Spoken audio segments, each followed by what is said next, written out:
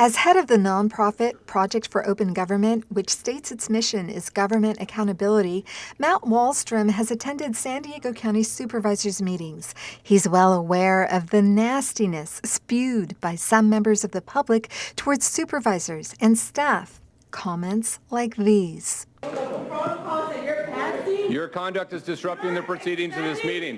You can go too. You're killing people! Do you like being a cunt? And Wallstrom is turned off. I don't agree with definitely the reprehensible and just repugnant comments by people at times. Supervisors immediately sought to limit the barbs and interruptions by imposing new rules on public comments in November 2022, after San Diegan Jason Robo referred to then County Public Health Officer Dr. Wilma Wooten, who's Black, this way. And then Wooten, you're Aunt Jemima. But Wallstrom says the supervisor's fix went too far. He's suing the county on grounds that it is now trampling on the free speech rights of commenters, no matter how profane or degrading they are. Some people think that that's the only way that they're going to get across.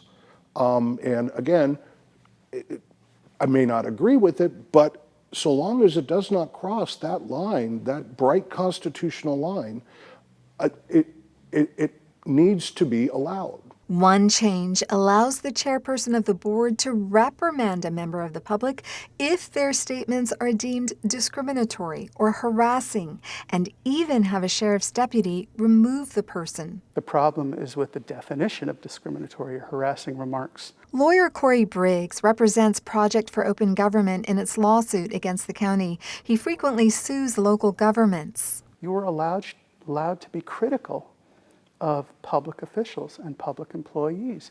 We are allowed to criticize the government. We can criticize the government strongly. This definition now allows one person, the chair of the board, to decide that he or she doesn't like the comments that are being made.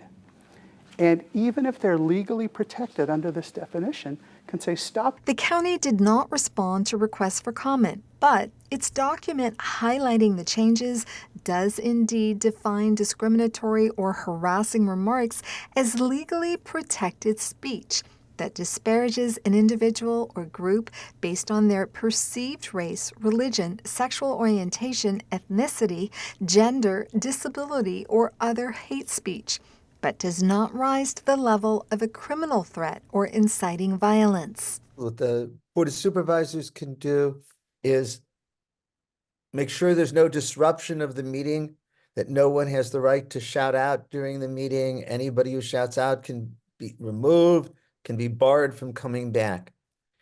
And the city council can limit the public comment time that it wants.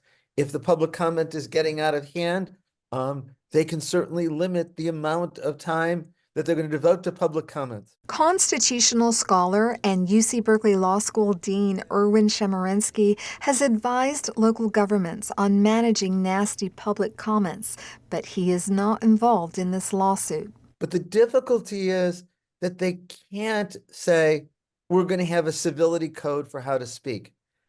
They can't say no profanities. They can't say no ethnic or racial slurs, because that's protected by the First Amendment. David Loy of the First Amendment Coalition, who also isn't a part of the lawsuit, says those constitutional protections ensure that the government can't crack down on dissenters. This is why we have a First Amendment, to ensure that we do not allow the government to censor people based on their viewpoint. And sometimes the price we pay for that is that we have to tolerate speech that we don't like. Briggs says the case challenging the county's rule change governing comments at supervisors' meetings could go to trial later this year.